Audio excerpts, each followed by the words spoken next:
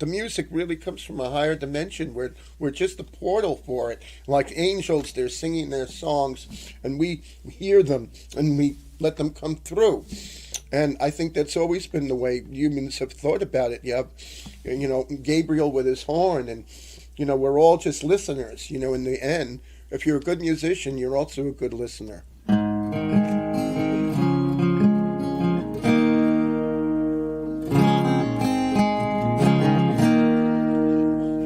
Day seems to pass so fast.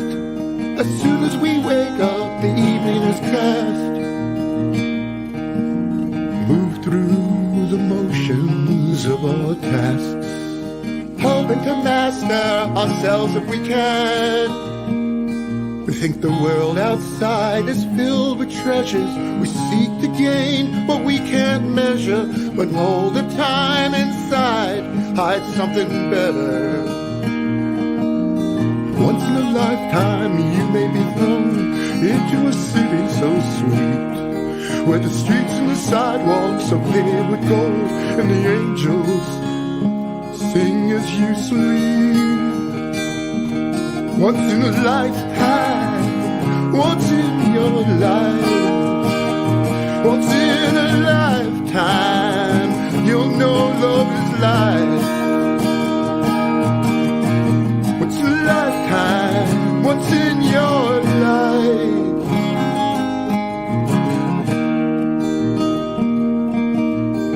We take for granted everything we hear and see, unlike the infant who's open and free.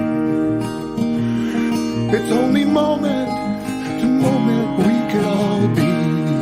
Blink your eyes for a second, you miss eternity. We think the world outside is filled with treasures we seek to gain, what we can't measure, when all the time inside hides something better.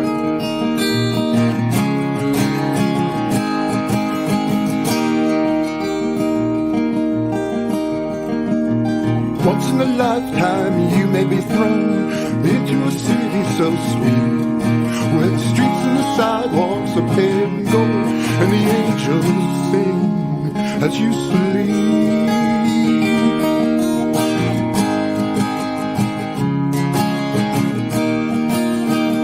Once in a lifetime, once in your life, once in a lifetime, you'll know love is life.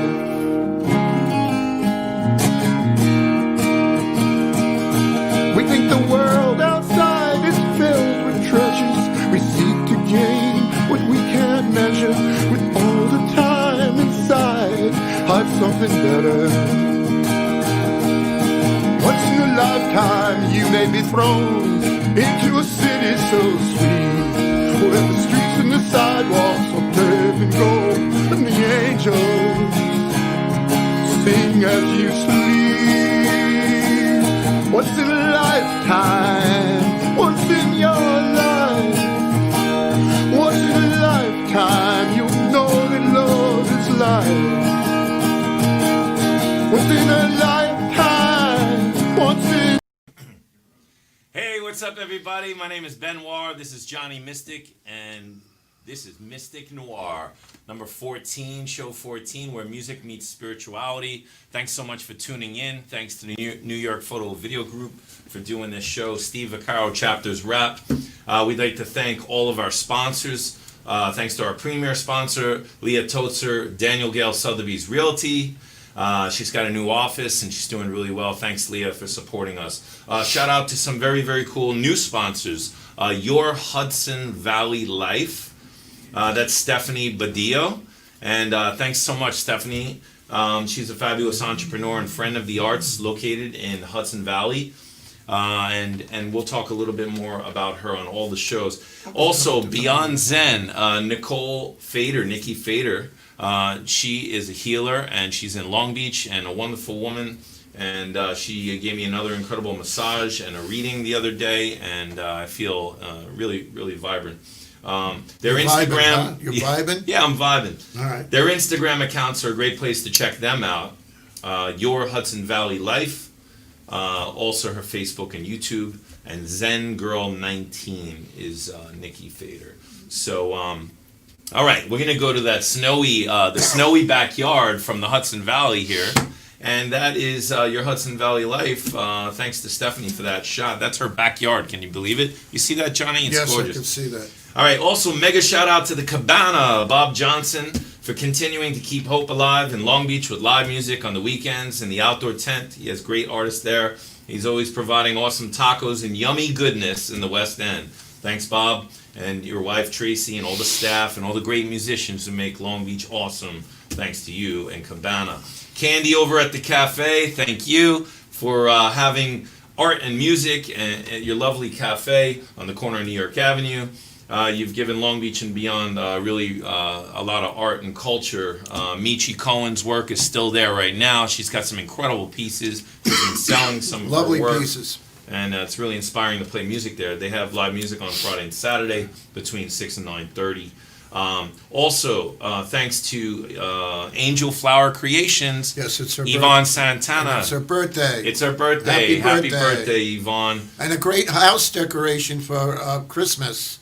Halloween was spectacular, but you have to see the house. It Yeah. looks like a gingerbread house. I walked by last night, late Yes. last night after rehearsing with Johnny. It's like all this stuff on the hedges and little creatures and red and green. It's beautiful. It really is. It looks like a Victorian Christmas. She's celebrating 65 journeys around the sun. She creates beautiful custom jewelry and masks.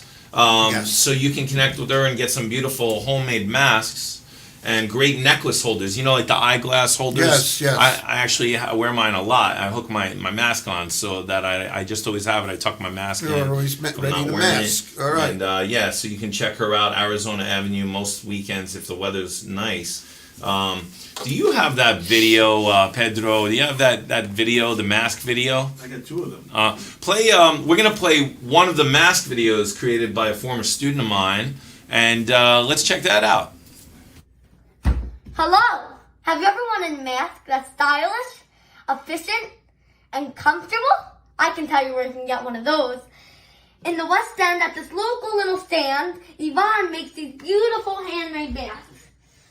And the good thing about these is they're double ply, which the scientists say are very good. And it also has a metal strip which can tighten around your nose. So that's why I'm telling you to please go to Yvonne's stand. Thank you, everyone. We got to get this kid on the next album. Yeah, He can announce a song or something. yeah, that's little Tommy. He's Excellent, really, man. yeah, good, This good. kid's going to go somewhere, I could tell. Hey, to everybody All right. who's tuning in, Myra, and Yes. all of our friends out there, we really appreciate it. Michi, what's up? Yeah, we appreciate that you're listening to us. Yeah, this is exciting. We're live on YouTube Yes. as well for the first time. We'll be going to Johnny Mystic's page next week. Okay, so we'd like to thank also Arts in the Plaza. You can go to artsintheplaza.com and check out all the sponsors, all the artists up there. It's a real hub for a lot of people. Also, we'd like to thank Studio Noir and my wife, Sammy Hoop, who helps run the music school and runs the market at Arts in the Plaza. Okay, this is Mystic Noir 14, the great call-in show. Okay. So it's the first time we're ever doing it. What's up, Stephanie? We have two fabulous guests. First of all, that was Once in a Lifetime, a song off of the Astral Tourist album that you heard in the beginning. We're going to play that song live at the end of the show. We have two great, fantastic guests. They're in the waiting room, the virtual waiting room. We have Johanna Matheson, Long Beach girl, and she's been involved with the arts and curating the arts for a long time. And also Darren Paltrowitz. Right now we're in Belmore, and this is his hometown. He's a Long Island guy. He also is, into the entertainment world. He's done a lot of interviews. He's a journalist. He's a writer and author. So we're gonna find out a lot about what he does with the Paltrowcast, and his blogs and all that stuff. So we're gonna get into that now. The first thing we're gonna do is get Johanna on the line. So, Johanna, what's going on? Hey Ben, Hey. can you hear me? I can hear you. Yeah. Okay, I had to do it on my phone. I'm having some issues with my computer. So Well, I you did it. That's all that counts, you know? How are you doing? We're awesome. How you Good. doing, Johnny? You here? I can hear very well. All right, yes, cool. yes, I can hear very well. Yeah. So what's up? We got a lot of people tuning in. Some wonderful people, really beautiful people. Myra. Yeah. There's Lillian Resnichik. We've got Zen Kitchen with Nikki. We've got all sorts of really cool people. Victor Peretz. I was trying to start all these, viewing things on YouTube and this and that and whatever. It's technology's crazy, right? So anyway, we've been friends for a while. The first thing I want to do is I want people to get to know you through a video. I created a little video, and that's it. We're just going to go to the video. I hope you could hear it and see it, and that's it. So let's play the video. Cool.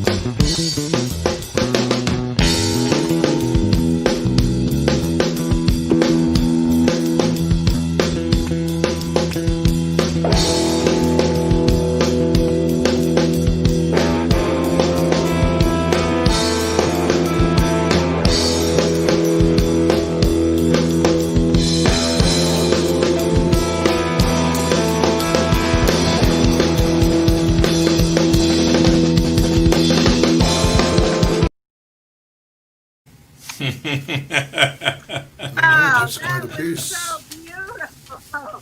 I'm exhausted just looking at all of that.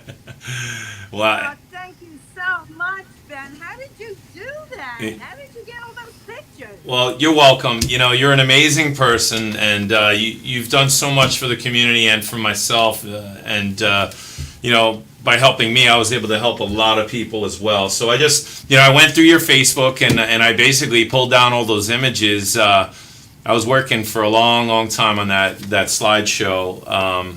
I couldn't decide on which images to keep and which ones to, you know. So it was like, let me do a slideshow. The music was something Peter Cooperschmidt, who's celebrating a birthday today, recorded at Ocean Analog Studio back in 2015, I believe. With just want to mention that's Lou Carollo Jr. on the bass, Lou Carollo's son, and also Krista Carmine on the drums, and me on the guitar. And you know, this show, the inspiration for this show, just to dip a little into that, was like to showcase my work. I've had a long career, and I often feel like I've been dammed up, and like, you know, like, and there's all this stuff that I want to get out there. You're ready So, to burst. He's yeah, ready to burst. I always feel like I have this life's work that I've been working on carrying for my around whole this- life, and these you know. So anyway, like, and you quadruplets. helped me definitely define my career in the last few years, and through all the Barrier Beach Blues festivals allowed me to be a blues musician. The Folk to Funk allowed me to you know, get my singer-songwriter stuff out there and to host jam sessions. You know, Arts in the Plaza itself, you were the one who first invited me to that. And, you know, just like, wow, you know, Johanna's been integral with a lot of things. And I, in turn, also brought artists to Johanna, who she then promoted. You know, I gave the first recording she ever heard of Jay Brittany, a Bad Boy Blues album. I remember an event I was doing, I gave her the CD. Katie Mitchell recorded in my studio with John Condon. And I remember giving her demos, sending her stuff, saying, you got to check these artists out. And then they became very well known in Long Beach from all the great work they do with everyone. So, I don't know, I think we actually lost the connection to Johanna, but she's coming back in right now. So that's cool. You know, hey Johanna, it's okay if you're back. You'll watch it again and you'll hear what I said. But basically, I'm telling you how wonderful you've been to me and the community. And it was a pleasure for me to just dip into your photos. We've been friends for years, and you know, I happen to be in quite a few photos with you because I like taking photos and I like you. So hey, you know. Because we've worked together, and every time I need something, I pick up the phone and you're there, and I so appreciate it. I mean, we go back to one of the earliest times, you know, when I first started with these music festivals, Mm-hmm. and when you first moved to Long Beach. And you've always been there, and you've always made connections, and you know, you have always done and encouraged not only me but young people, other people in the community, and you're just, I don't know, you're just a special young man. Thank you. The feeling He's is Benoir. the feeling is mutual. You know. Yeah, put that one up on the background, please. So here's a picture of something. You want to describe what this project was? Well, Do you this see- was first night, and it was actually our first night. It was post-Sandy the following year on New Year's Eve, and a whole committee got together with the idea of trying to do something that would be alcohol-free and that would be families, and maybe give a new identity to what New Year's Eve represents. And so we had all different kinds of projects going on. We had ice sculpture, we had music, crafts, face painting, we had a giant puppet parade. It was really an amazing thing down at the West Community Center. Uh-huh. And it was one of those magical nights, and the place was packed, and we had children drumming, families strumming, and you know, everybody just involved and welcoming a new year and hoping that things be better. And over the course of these many years, they did get better. That's right. And that's your vibe. It's very family, community oriented, always bringing people together, the young, the old, everyone in between. Now, I had a little thing prepared just to talk about some of the things I know about you, and you could then extrapolate upon that. We have, you told me that you lived in Montreal for a little bit. Is that true? Okay. Can you hear me now? All right, so she'll come back. But you know what I'll do? I'll read a little bit. I know Johanna, she did live in Montreal. She also lived in Long Beach for a long time. So, Johanna, can you hear me now? All right, anyway. She did work at the Harriet... My microphone. You can hear my audio? Can you hear the audio? I hear it, but it breaks up, and then I lose it. All right, so look, I'll ask you a simple question. Describe your childhood. When did you live in Montreal, and when did you move to Long Beach?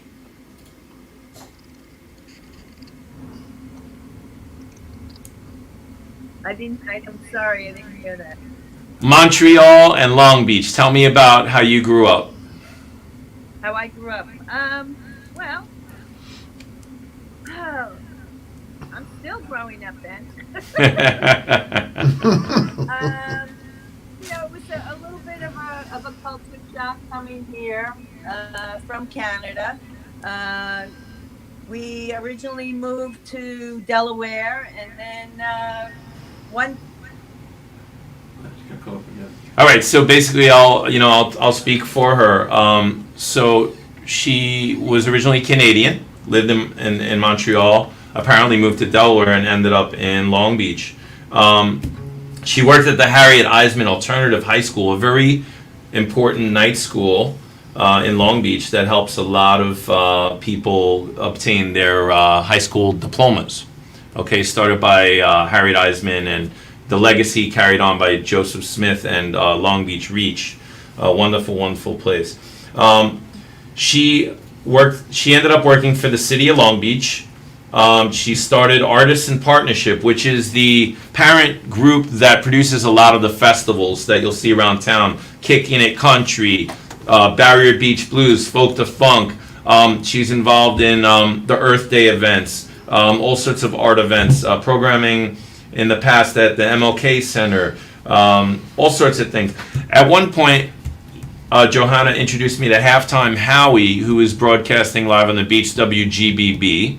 And Howie was looking for a music guy, and I got involved with the Halftime Howie show. And I did that for many years up until Sandy hit, and then we started doing fundraisers called Long Live Long Beach. I met Steve Vaccaro, the chapter's rap psychologist and philanthropist, and I met him through the Halftime Howie show. So there's a little connection there. Thanks to Johanna, here I am on a TV show, again, through her connection, through Halftime Howie, and then Steve Vaccaro. So, we've been working together also on the Women in the Arts, the Women in the Arts Awards. I believe this is going to be the third or fourth year. She'll confirm that in a second. Yeah, and 4 years.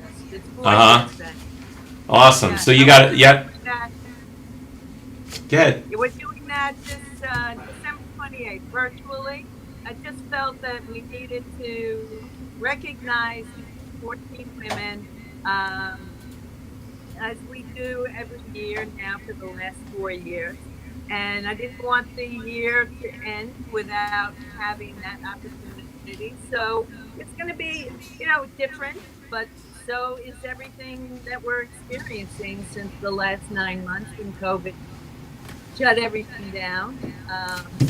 So we're just hoping to have a nice event where people celebrate a little bit just before New Year's Eve. And we'll have some surprise guests and some fun activities going on.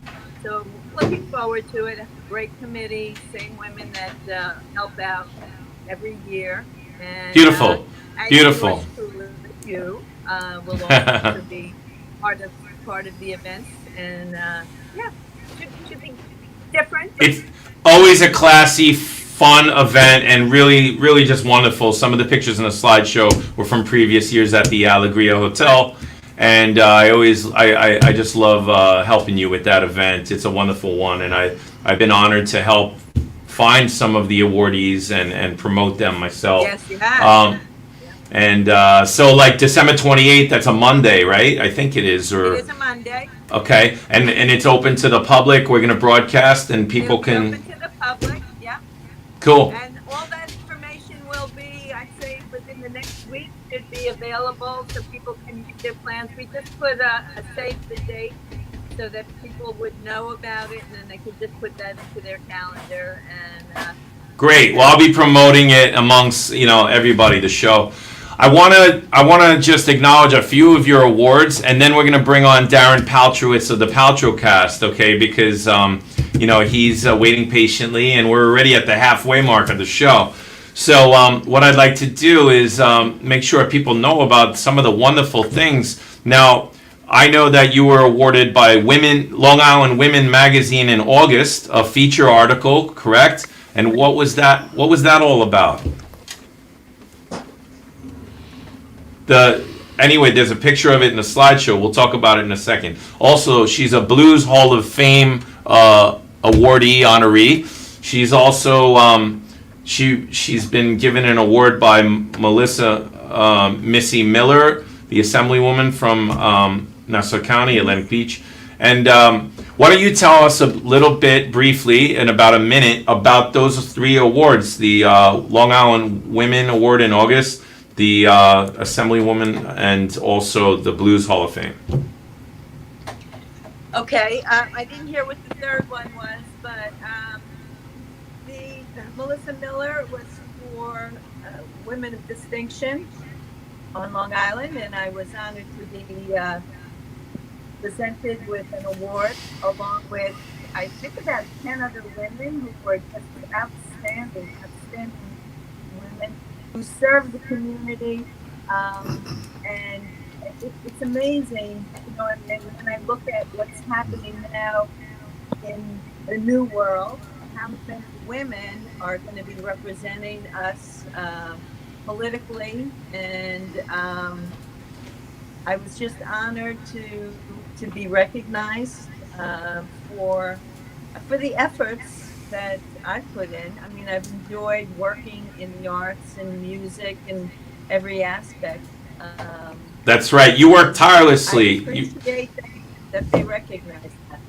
The Blues Hall of Fame, the Long Beach High School Wall of Fame, and also there was one more. But look, you deserve all these awards, and I'm so happy to have you on the show tonight. You look great as always. You're always fashionable. Oh, one thing everybody should know is Johanna made it to Woodstock, all right? I always loved that about her, and that was always something that I was like, all right, if she was at Woodstock, then we can get along. You know what I'm saying? I just love the fact that you actually made it to Woodstock. And there's so many people sending love on Facebook right now and commenting how much they love you. Can we get Darren Paltrowitz to come in and keep Johanna on for a second? We could do that, right? So here's another kindred spirit, somebody who's been involved in the music scene, the music world for a long time. The Long Beach Herald and another Herald, I think the Belmore local Herald featured him on the cover. He's been doing his Paltrocast, from his home. He's a journalist. He did a nice article on me back for the Long Beach Magazine in the Herald in 2015. That's how I met him. And Darren, what's up? Wow, you've got a great memory. You spent some time in that background there. Is it my first book in the middle? It looks like it's that. It is. I investigated. I was doing some investigating, Well, thanks for the research, and thanks to you and Johnny for having me. You're welcome. You're welcome. So I guess I have this whole big list of amazing people that you've interviewed, people you know. I mean, it's just endless. People can go to your website to check that out. But I mean, I'm a big Kiss fan. I checked out the Paltrocast, and you did an interview with Ace Frehley. You also are pictured here in back of me with Gene Simmons, giving you a little squishy face, and I loved Kiss growing up. in this, just why don't you tell us a little bit about how you grew up and what led you to journalism and just anything you really want to talk about. Sure. So as you mentioned before, you guys are taping from Benoir, which is where I grew up. And weirdly, I'm in Long Beach, you're in Benoir, I grew up in Benoir. But the start of my writing goes back to Benoir. There was an editor who, I'm not sure if he moved out of Benoir, but a guy named John Blenn. Did you guys ever know him? Yeah, I think so. I mean, like, the name is familiar. I probably knew him. I'm not sure, though. The editor of Good Times magazine for a lot of years, which I know you know Rich very well there. Yes. And then he started up this publication called Long Island Entertainment. It was a monthly newspaper that went on probably 6-7 years. And John made me the editor of it when I was probably 19. And I'd been writing for websites in the early days of the internet and different punk rock scenes and all that. And it's the kind of thing where if you don't quit and you keep doing something, you just kind of fall up the ladder. So I started doing interviews when I was probably 18 and, came in and out of it. And I really got serious about it again 6-7 years ago. My wife, my then girlfriend, now wife, kind of pushed me to get back into writing. And the podcast started about 2.5 years ago. I see a question from Victor there. Yes, I did go to Benoir JFK. And the rest is kind of history, or as Gene Simmons would say, history. So that's great. I feel like we're kindred spirits, and like what I'm doing, I fell into this. I had no idea I'd be doing an internet podcast, TV show, whatever you want to call it.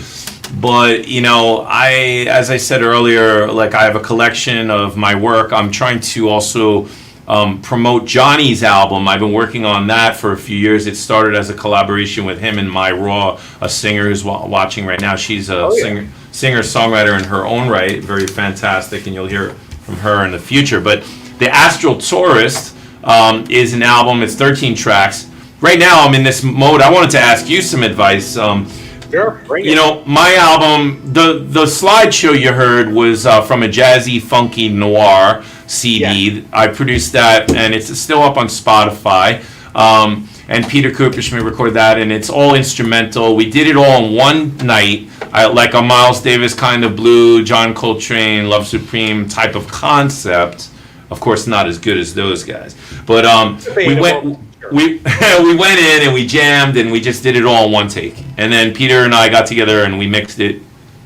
So I wanted a real jazzy, funky noir feeling, and we got it. So I went through TuneCore and to distribute the album, and then I just, I became busy with my life, my wife, my daughter. We were looking to have children, and we ended up finding this beautiful. We adopted our daughter Luna, and we were so happy. And the focus became on family and not my career.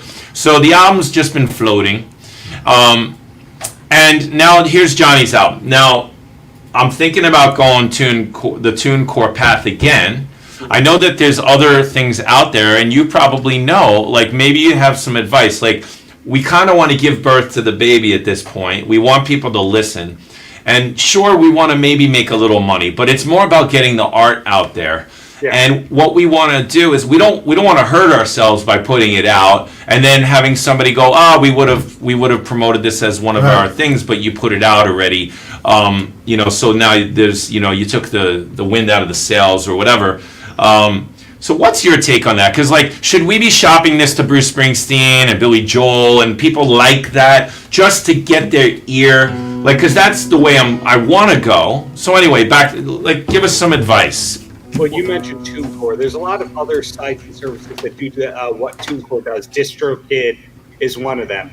And what I like about TuneCore and those kinds of things is they work quickly. You put all the metadata and the music in there. You click submit, and then usually within a day, it's all on Spotify. So basically, distribution is easy. If we go back to what was your first proper recording? What year? You don't have if you want to give me a range. Well, in 2001, I think it was 2000 or so. I produced the I went to this studio called Velour. It was in Manhattan, where this band called Soul Live that I loved. Oh yes, Soul Live. One word, one out. Great. Yeah, loved the vibe, and I was like doing acid jazz, like instrumental jazz. And this album's called Sauce on the Side. So I went in there also as a trio. I grabbed a great engineer who was working at that time in there, and we recorded a really good album. And I only released 5 takes. Matt Baronello's the drummer, and it's Mark Malone on bass. Yeah, and basically it's a real vibe. And then Adam Rush, a poet, ended up taking those tracks and putting his poetry on it and re-releasing that. Then later on, I did the 11561 album with the Long Beach All Stars. You're going to hear I had that one. Yeah. Thank you. Natasha Dangerfield, is that you put it out? Actually, that's the Random LB Records compilation. Okay. And that's another fantastic album. 11561 I wrote after the storm. I had some other compositions, including Ida Funk, which you'll hear at the very end of the show. And I kind of self-recorded that in my studio, but then I had Peter Kubersham master it. Then that was 2012. Okay, then I went in, but it took to 2015 to go in and do Jazzy Funky Noir. Then the LB Random Records compilation, I had 1 track on there, and I produced about 8 of them. I recorded all sorts of instruments, on that record. So like, that's where I'm at right now. Is like, I don't really have the only other. Actually, I have a couple of other records. Dub Affair. It's on Spotify. It's a 2-hour-long adventure of drum and bass breakbeat stuff with psychedelic guitar. I was doing a band called Dub Affair at that, and then another band called Noir, actually in 2004, which is a psychedelic trip through space. Very cool. Also on Spotify. I looked it up the other day. The person that was co-producing the album, Shoshka Reisel, she actually published the work up there. So I was like surprised to find the work up there. Happily surprised, because the stuff should be listened to. So I have some, I recorded with Pharaoh's Daughter many albums. She is an incredible artist. She was on the Knitting Factory label for many years, Michael Dorff. And then she moved over to John Zorn's label, and I recorded a few tracks on some different compilations and played with them for many years. And basically, I was a city guy, a Brooklyn guy. I moved out to Long Beach in 2007. And here I am. I started redefining myself. I started doing gigs, singing, and playing acoustic guitar. I formed the Benoir. All that stuff. And now Guardavitas was my love child of all the music that I've been doing. Victor Peretz, who's watching, asked me if I could play Latin music. I started playing keyboard in that band, and then that band grew and exploded. And only because of COVID that it kind of shut down. And and we have to mention that the all-star kid George Ariza, he got full scholarships to Berklee College of Music, which is pretty much on. He started playing with us. He showed up at an open mic at the Long Beach Hotel. He was about 11 or 12, and he had a little jazz sheet from the Jamie Ebersol book. And he said, "Can you play this?" And I was like, "Yeah, sure." And it was my trio from the album. It was Krista Carmine and Lou Carollo Jr. And sure enough, we played the jazz thing. I got to know the family. Jorge started playing with them, and Victor Peretz and Jay Brittany, and man, I definitely have to do a whole show on Guardavitas. Anyway, I'm going to let you talk. I did. The reason I was asking you about when your first recording was, if we go back to 2000, 2001, there was no iTunes. Obviously, there's no Spotify, but iTunes is what, 03, 04, somewhere around then, that it became a normal thing that people had on their computers. Yeah, there was MP3 players, but there wasn't a unified music industry for that. We saw Atomic Pop come and go. David Bowie did an MP3 album that nobody bought, Public Enemy, They Might Be Giants, but it kind of came and went with e-music. Mm-hmm. So the tools that you had as an artist right then were, well, I need a label, and I need somebody to bankroll a music video for me, and I need a publicist, and I need all these things. I need a team. And now the big difference is, if you have even a quasi okay laptop, you can make a music video, and you can upload that music video and you can get it out there. You can also get your album out there. You can do that yourself. Do you need a publicist? Debatable. I mean, I could tell you some great publicists off the air, off the record that are great, that might do it as a friend rate or at a friend rate or something like that. But nowadays, you could just buy a press release list through a PR newswire or that kind of thing and blast out your music. So basically, the good news and the bad news is you can do everything yourself.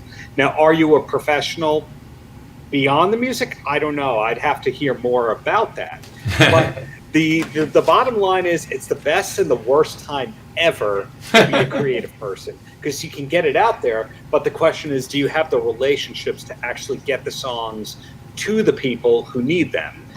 We do hear tons and tons of stories about randomly a person hears a person busking and they go, that's great music, I want to use that in a car commercial. We do hear stories about that, but of course the music industry still is, to an extent, a who you know entity. You know, there's talent and there's opportunity, but there's still a who you know kind of deal to it. I don't know if I took it off track or that's... No, please. And I've talked a lot. I did want to, speak about the things I mentioned, because I haven't really given some of those historical recordings and such. I wanted you to know too where I'm coming from. Sure. It's just exciting. It is an exciting moment in time and technology, and with the pandemic, it's horrible, but you can make it work for you in some ways, So if we do have product, if you are somebody who's a DIY type, I have a studio. I could record my own music. I could record other people, and then I could put it out. I've been doing a lot more investigating with the publishing and copywriting and distribution. I've looked into videos on DistroKid. That's why I wanted to get your opinion.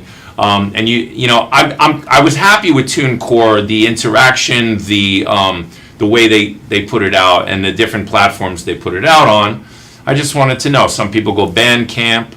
Some people go SoundCloud. Some people go CD Baby. So also, you're a writer. Let's talk a little bit more about you. First of all, your website. You're going to speak it out, and then I have one of the producers in the show. He'll put it up there. But what's your main website? I mean, you can see all the links if you put my last name, paltrowitz.com. It'll show the Twitter and the Instagram and all that. If you just put my name in YouTube, you'll see my channel and you can subscribe to my videos. And it also links to the podcast. Actually, I have 2 podcasts going on. And basically, just put my name in the Google machine and stuff comes up. That's what I did. So, and you had, behind me, I did take it was like an intro from your first book. You worked on it with your mom. Tell us a little bit about the title and a little bit about that. Pocket Cash, Your Happy Money. Basically, I didn't have the easiest 20s because, when I was coming of age, while I got my start early in music, as a teenager, interning and writing for publications, the music business is also kind of imploding because not just Napster was happening, all the major labels were kind of compressing. Mm-hmm. So went from a ton of major labels to basically 3. It was 4 and then 3, and then this was going out of business and that was going out of business. So while I still do some work in the music business itself, I had to find my way out of it. And along the way, kind of realized, how am I going to make a living? And I realized all these different things that I could do to freelance while I was still waiting for some of the music stuff to happen. So that book is kind of a list of all these, if you need income ideas, which now it's actually kind of perfect for, given that so many industries are being turned upside down due to COVID-19. Just take a look, and if I give you a good idea or two, you're welcome, and pay it forward. And now you wrote a second book. What's that all about? That is called Good Advice for Professional Wrestling. I think that there's lots and lots of people who are wrestling fans that kind of hide it, but wrestling is a lot smarter than the average person realizes, and the people who are those wrestlers, they know a lot more about branding than just about any other industry out there. So there's a kind of a lot to learn from pro wrestlers about branding. And I got a Hall of Fame pro wrestler named Diamond Dallas Page to write the foreword of the book. And maybe you learn a thing or two from it reading it. And my co-author, DX Ferris, he's written books about Slayer and all sorts of interesting stuff, too. Yeah, I saw in your bio you're kind of a metalhead, or you enjoy that music. If you grew up in Long Island, hey, like that's what happens. Inevitably, but I mean, I'm happy to give some advice on your career stuff. But I think the bottom line is just think of what your end game is with the album. Is it to get 1 trillion people to listen to it? Is it to get somebody to cover it? If you always work backwards and you think like this is the end goal right here, you could usually figure out all the steps to kind of get there. Yeah, thanks a lot for that. Thank you. Like people think I know, like I have a lot more knowledge than I actually do. You know a lot. I know this much, like that's the thing. Like Johanna said, she's constantly learning, constantly growing up still, and so are we all, Yeah, so I really enjoyed. I did check out some of your Paltrow casts. After first of all, like you had the articles, and so there was some hype about that, and I saw on Facebook, and I was like, hey, I got to check this out. So I sat at the cafe one day. I was eating my brunch, and I had the headphones in, and I checked out the Ace Frehley and another interview with a really interesting musician. I forgot who he was, but maybe we can end talking a little bit about him. Mention his name. He has the mobile studio, and he goes around. He was in Tennessee. Do you know who I'm talking about? I don't think you're talking about John Davis from Superdrag. Who has a mobile studio in Tennessee? He was a kind of a young guy. No, well, he moves around with his equipment, and he's. Oh, are you talking about Brandon Lowry, aka Baby Fuzz? Yes. That guy's written songs that like Madonna and Queen with Adam Lambert, like all Maroon 5. Adam Levine co-wrote that song Payphone. Like, that dude has written so many hit songs. Right. So modest.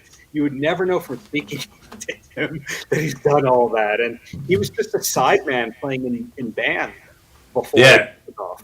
Exactly. It's like, you never know what's going to take off, what's going to do what. So, listen, stay on. We're going to play a little song, a live version of Once in a Lifetime. Johnny's going to play. We're going to do that right now, Johnny. Yeah, Johnny. It looks like Johanna's back on there, too. So I hope you guys enjoy this live. Thanks so much for coming on the show and promoting what you do and sharing what we do, and we really appreciate it. So we're going to do this song. It's called Once in a Lifetime from the Astral Tourist album. Thanks so much. Thank you. Well, have you decided which one of these venues, Mr. Ben? We'll talk later. Let's just play the tune, man. Here we go. All right, here we go. Let me get myself set here.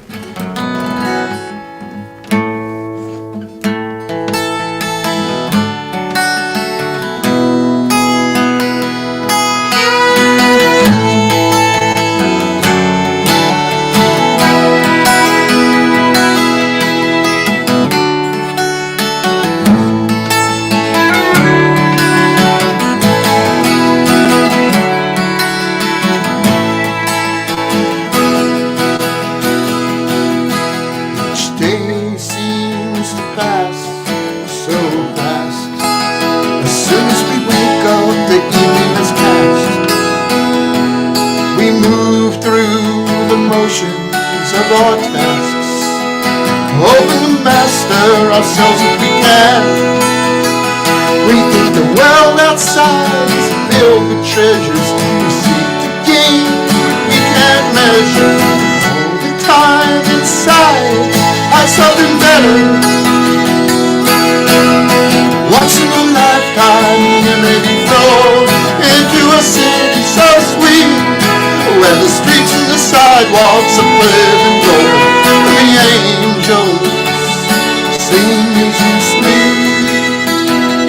Once in a lifetime, once in your life, once in a lifetime, you know love is life. Once in a lifetime, once in your life.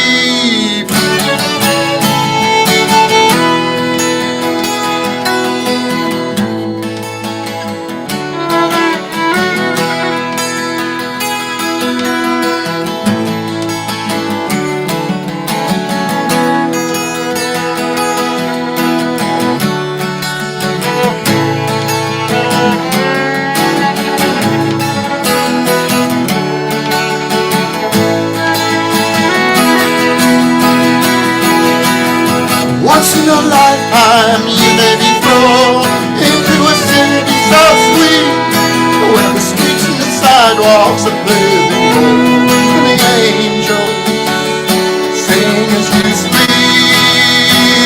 Once in a lifetime, once in your life.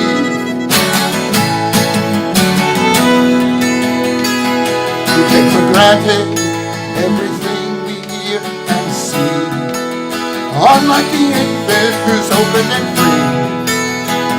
It's only the moment we could all be.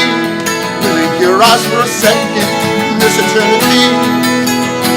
You think the world outside is filled with treasures.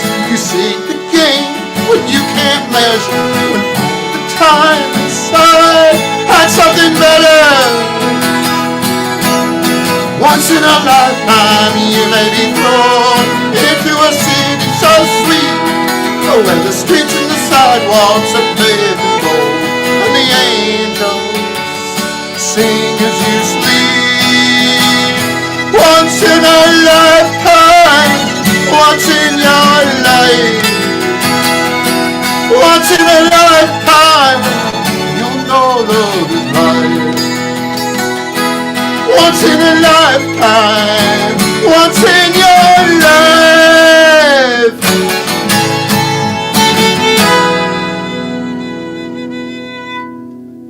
All right, that's once in a lifetime, and Johnny Mystic. yeah, I wrote that quite a while ago, really, and I think in my life I've been very cautious. Cautious is not quite the right word. It's careful to pay attention to what's going on. And, because I like to write, and I've been writing all my life, poems, stories, whatever, I try to really savor everything that happens. Like we had a bite of Indian food earlier, right? And Tandoor Grill. Tandoor Grill, excellent Indian food. But you go, so I go in there, and everything for me is like a magical mystery tour. The smell of the spices, the Indian music playing lightly in the background, these ornate, beautiful chairs, and the ceiling that is all just beautiful mosaic. So you try to pay attention. And I think that's really what I'm saying in that song, is that everything you're seeing is really only once. You're only going around, that's it. You're going to see that, and every moment is a moment of eternity. It's been said that we're experiencing eternity moment by moment.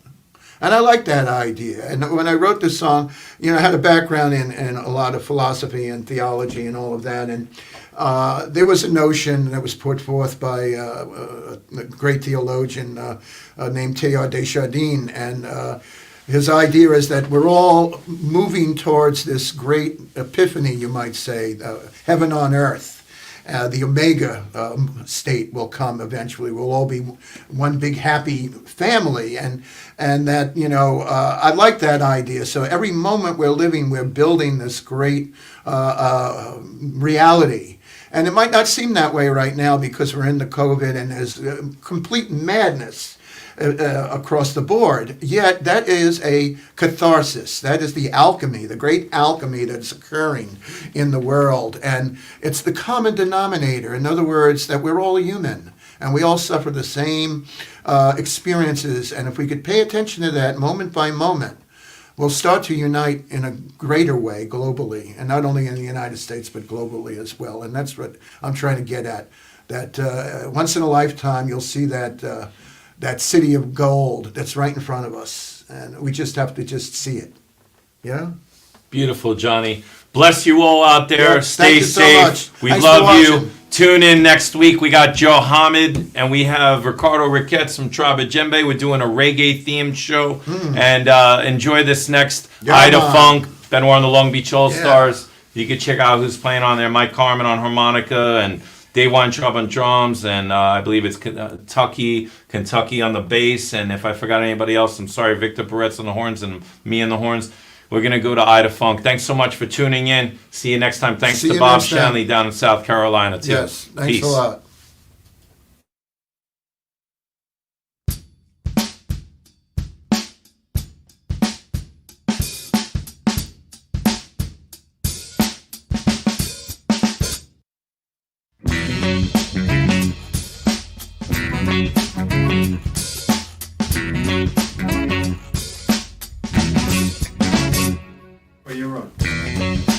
We like to thank Darren Paltrowitz. We like to thank Johanna Matheson.